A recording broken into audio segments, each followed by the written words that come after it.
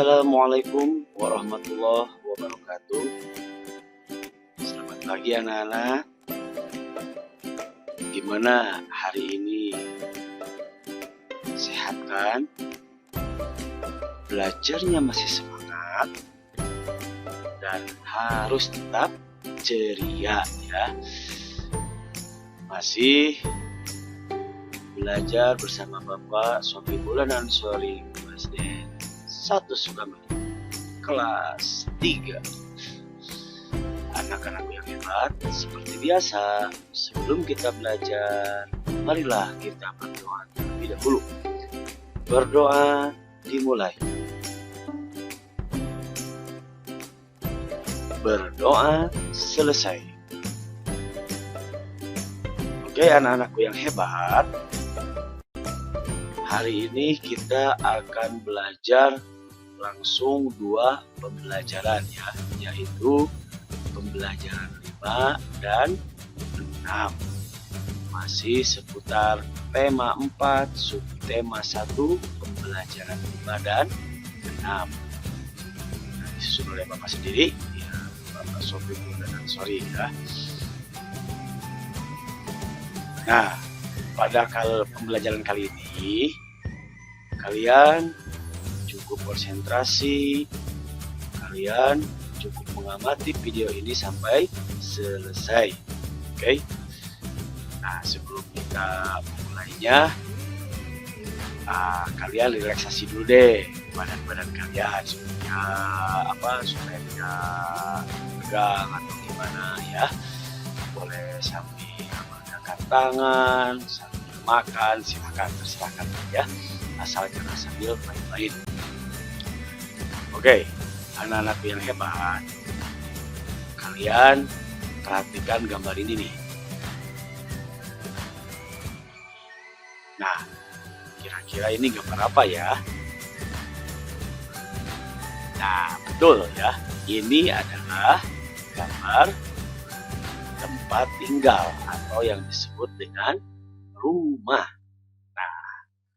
Kenapa kita akan membahas rumah? Karena di subtema 1 ini yaitu kewajiban dan hakku di rumah, dari mulai makanan ya, dari mulai tubuh, kemudian dari mulai pakaian ya. Nah, sekarang yaitu rumah atau tempat tinggal ya. Lalu apa sih kewajiban dan hak kita terhadap tempat tinggal? Kewajiban dan hak terhadap tempat tinggal yang harus kalian lakukan dan yang harus kalian dapatkan ya, itu diantaranya seperti kewajiban kita ya. Kewajiban kita apa saja sih terhadap tempat tinggal kita? Apa saja sih kewajiban kita terhadap rumah kita? Dan ingat, kewajiban itu segala atau sesuatu yang harus kita lakukan ya. Nah, di sini kewajiban kita terhadap tempat tinggal itu yang pertama itu bersyukur atas semua yang dimiliki termasuk tempat tinggal ya. Jadi kewajiban kita itu yang pertama itu bersyukur dulu kepada Tuhan Yang Maha Esa. Kenapa? Karena tidak semua orang memiliki tempat tinggal. Kalian pernah lihat tidak anak jalanan? Gimana mereka itu tidur di pinggir jalan, di kolong jembatan. Nah, kita itu pandai-pandailah bersyukur kepada Tuhan Yang Maha Esa. Karena apa? Karena masih diberi tempat tinggal. Nah, cara bersyukur kepada Tuhan itu termasuk kewajiban kita sebagai apa? Sebagai hambanya ya. Sekali lagi, bersyukur atas semua yang dimiliki termasuk tempat tinggal. Yang kedua, menjaga rumah kita agar tetap bersih. Gak enak kan kalau misalkan di rumah pada kotor. Itu akan mengundang beberapa penyakit gitu kan. Tapi lihat kalau di rumah bersih, asri, enak gitu kan. Kita kita pengen rebahan atau pengen bersantai atau pengen gimana ya, karena apa? Karena rumah itu merupakan salah satu alat untuk melindungi kita ya. Coba saja kan kalau tidak di rumah, kalau di luar kedinginan kan. Nah, otomatis kita itu harus bisa menjaga rumah kita agar tetap bersih. Yang ketiga, merapikan dan menata rumah dengan seindah mungkin. Nih, selain bersih rumahnya, kita harus tata serapih mungkin atau seindah mungkin. Coba saja kan, ada bersih, tapi barangnya wah kemana-mana gitu kan. Itu kan gak elok, gak enak dipandang mata. Kita juga gak akan nyaman. Kenapa? Karena merapikan dan menata itu membuat kita itu di rumah itu supaya nyaman ya. Yang namanya nyaman mau gimana pun kan enak kan. Tiduran di lantai, kalau bersih lantai dan rapi ya enak ya, dimanapun enak kalau di rumah itu kan. Karena apa? Rumah itu merupakan tadi apa? Tempat tinggal ya, tempat berlindung ya, tempat berkumpul bersama keluarga. Kita itu bisa mandi, tidur, makan, melepas lelah, bersukacita itu di rumah bersama keluarga kita. Jadi rapikan dan tata rumah dengan seindah mungkin. Lalu apa sih hak kita terhadap tempat tinggal kita? Nah, jadi hak itu segala sesuatu yang harus kita dapatkan. Jelas yang pertama itu mendapatkan tempat tinggal atau rumah, itu hak kalian ya. Kenapa? Karena sekali lagi kan, kalau tidak bisa mendapatkan rumah berarti hak kita itu sudah terganggu. Sedangkan kan antara hak dan kewajiban itu harus seimbang ya. Kemudian yang kedua, mendapat rumah yang bersih dan rapi. Rumah bersih dan rapi itu hak kita ya. Jadi selain tadi merapikan, otomatis bisa mendapatkan rumah yang bersih dan rapi ya. Meskipun rumahnya misalkan rumahnya misalkan jelek, udah tua, tapi kalau rapi rumahnya, bersih rumahnya, akan merasa nyaman ya. Itu. Kemudian yang ketiga, mendapatkan perlindungan. Itu udah jelas ya. Jadi rumah itu tempat berlindung. Otomatis kita itu harus bisa mendapatkan perlindungan ya. Berlindung dari apa? Dari cuaca, dari hewan ya. Wah, dan banyak yang lainnya itu kan. Nah, otomatis kita itu harus bisa menjalankan kewajiban kita, menjalankan hak kita terhadap rumah atau tempat tinggal. Ya, kita lanjut. Nah, kalian perhatikan gambar ini. Ini gambar rumah. Ya, ini rumah yang pertama. Lalu lihat di bawahnya itu juga sama kan rumah. Nah, antara rumah satu dengan rumah yang kedua itu sama-sama rumah, ya. Tapi di sini ada perbedaan. Apa perbedaannya? Yang satu misalkan rumahnya kokoh, yang satu rumahnya misalkan tidak kokoh. Nah, kadang-kadang kan kita kan suka ngeluh kan, atap bocor, bocor atap, atau gimana gitu kan. Kadang-kadang kan kita suka ngeluh di rumah. Nah, jangan pernah mengeluh. Ya, kalau di rumah itu kalau atap bocor kita wajib apa? Ya, menggantinya atau gimana. Ya, karena apa? Karena tidak setiap orang itu memiliki rumah tadi itu ya. Oleh karena itu kita harus pandai-pandailah bersyukur kepada Tuhan Yang Maha Esa. Karena masih banyak di antara kita yang rumahnya jauh lebih sederhana. Ya, makanya kalau misalkan nanti kalian suatu saat dewasa, orang lain rumahnya ya mewah, kalian jangan panas orang lain rumahnya mewah, biarkan saja ya. Toh masih banyak rumah yang bukan jelek ya, lebih di bawah kita gitu kan. Jadi pandailah bersyukur, jadilah orang yang selalu menerima apa adanya ya. Jadi apa sih bersyukur itu? Nah, jadi kalian itu harus bisa benar mensyukuri atas apa yang diberikan Tuhan kepada kita. Bersyukur itu melihat semua yang dimiliki sebagai karunia Tuhan. Kita menerima semuanya, tidak mengeluh dan gembira atas apa yang ada. Meskipun di sini lihat di rumah yang kedua nih, rumahnya panggung gitu kan. Ya sama papan, tapi kalau kita menerima dengan ikhlas, menerima itu adalah sebagai karunia Tuhan, hati kita itu akan merasa apa? Merasa plong, merasa ya bebas, senang saja di rumah gitu kan. Beda kalau misalkan kita selalu sirik kepada orang lain, hidup kita itu tidak akan tentram. Oleh karena itu ya, kalian jangan pernah sekali-kali dengki sirik kepada orang lain ya.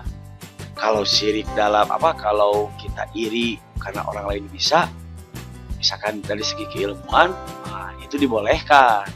Orang lain pintar, nih kita tidak pintar, misalkan kita kurang tahu, panas ini hati kita, itu boleh. Tapi kalau orang lain misalkan punya rumah yang besar, kalian misalkan, wah si itu mah rumahnya uangnya dari hasil gini nih. Ya, jangan menjelek-jelekan orang lain. Tapi kita itu benar-benar harus bisa menerima apa yang sudah terjadi pada diri kita ya. Jadi menerima kenyataan, menerima takdir itu merupakan aplikasi atau realisasi ya dari rukun iman kita, yaitu beriman pada qada dan qadar. Jadi terimalah apa adanya. Mau gimana pun juga terima. Syukuri dengan hati yang ikhlas. Syukuri ya. Mat ya. Kata Bapak tadi, syukuri gitu ya. Jadi jangan pernah sekali-kali kalian pengen yang lebih-lebih ya, tapi terimalah apa adanya. Jadi Bapak pasti bisa seperti itu. Oke, kita lanjutkan belajarnya. Nah, perhatikan di sini. Kira-kira ini lagi ngapain ya? Nah, apa yang sedang Siti lakukan? Lihat ini. Ya, betul. Siti sedang melakukan kewajibannya terhadap tempat tinggal, yaitu dengan cara membersihkan rumahnya. Sedang sapu-sapu kan? Sapu-sapu itu adalah salah satu cara dalam membersihkan rumahnya. Itu adalah kewajiban Siti. Lalu, apa saja nih kewajiban dan hak di rumah? Ya, selain yang tadi yang di awal, di sini ada lagi. Yang pertama, bersyukur karena memiliki tempat tinggal. Yang kedua, mendapat rumah yang bersih dan rapi. Yang ketiga, bicara lembut dan sopan. Yang keempat, membantu merapikan dan menata rumah. Yang kelima, dicintai, dijaga, dilindungi, dan dihargai. Yang keenam, saling mencintai, saling menjaga, melindungi, dan menghargai. Yang ketujuh, diperlakukan dengan lembut dan sopan. Yang kedelapan, saling menolong dan memaafkan. Yang kesembilan, mendapat tempat tinggal. Dan yang ke-10, menjaga kebersihan dan kerapian rumah. Nah, dari 1 sampai 10 ini merupakan gabungan antara kewajiban dan hak. Ya, jadi kita itu di rumah itu, selain kita bisa mendapatkan tempat tinggal, kita juga ya bisa saling mencintai, menjaga, melindungi, dan menghargai antara orang yang berada di rumah. Seperti kalian kan, kepada ibu kalian, kepada ayah, kepada kakak atau adik gitu kan. Kita itu saling menjaga ya. Nah, di sini lalu apa saja nih kewajiban dan hak di rumah? Contoh nomor 1 misalkan, bersyukur karena memiliki tempat tinggal. Tadi sudah dijelaskan. Bersyukur itu termasuk apa? Kewajiban ya. Lalu yang kedua, mendapat rumah yang bersih dan rapi. Oh, berarti ini apa? Ingat, ada kata-kata mendapat nih. Berarti kalau mendapat termasuk apa?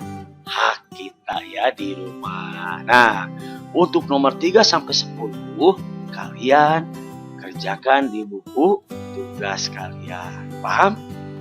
Bisa lah ya. Masa gak bisa ya? Mana yang disebut kewajiban, mana yang disebut hak. Kita lanjutkan. Nah, di sini Ayah Udin ingin rumah mereka nyaman. Ia berencana merapikan pagar rumah mereka. Ayah Udin membutuhkan 980 batu bata. Ia memiliki beberapa batu bata di rumah. Ayah membeli kekurangannya di toko bangunan. Batu bata yang mungkin Ayah Udin miliki dan berapa yang harus dibeli. Nah, ini berarti ada 5 kemungkinan. Ini contoh ya. Jumlah keseluruhan bata itu 980. Yang ada di rumah berapa dan yang harus beli berapa. Ini contoh dari Bapak. Misalkan nomor 1, yang ada di rumahnya Pak Udin itu 500 ya. Berarti yang harus beli berapa? Tinggal dikurangi saja. 980 dikurangi 500. Hasilnya 480. Jadi kalau dijumlahkan itu hasilnya 980. Mudah kan? Kemudian yang kedua, misalkan contoh adanya 300 nih di rumahnya. Berarti yang harus dibeli adalah tinggal dikurangi lagi tadi. 980 dikurangi 300 yaitu 680. Sehingga 300 tambah 680 adalah 980. Kemudian yang ketiga, sama seperti itu. Contoh misalkan yang ada di rumahnya itu ada 700. Berarti kekurangannya berapa? Kurangi lagi. Yaitu 280. Kemudian yang keempat misalkan 320 nih yang ada di rumahnya. Berarti yang harus dibeli berapa? 660 ya. Kemudian yang kelima, yang ada di rumah misalkan 600. Berarti yang harus dibeli adalah 308 ya. Jadi kalau dalam penjumlahan kalian cukup tentukan dulu satu bilangannya dulu.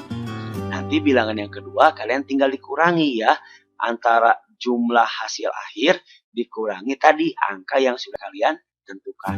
Itu jawaban yang ada di angka yang belum ditentukan.